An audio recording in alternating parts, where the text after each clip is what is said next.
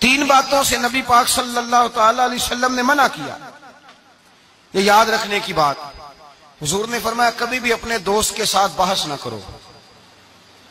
دوست کے ساتھ بحث نہیں نہ ہوتی، آج کل نہیں نہ ہوتی، کہیں یہی تو ہوتی ہے، یہی تو ہے ہر چوک میں، ہر چوراہے میں 2 دوست 2 وکیل بن کے کھڑے ہوتے ہیں آمنے سامنے، اور ہارنے کا کوئی نام نہیں لیتا۔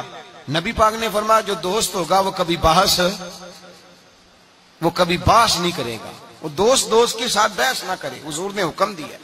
اور دوسرے نمبر میں فرمایا کوئی دوست کبھی اپنے دوست کا مذاق نہ اڑائے، کبھی مذاق نہ اڑائے۔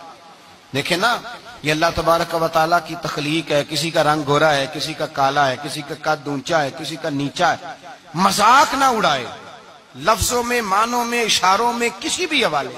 اپنے دوست کا جہاں مذاق ہوتا ہے وہاں نفرت پیدا ہوتی ہے، یاد رکھنا۔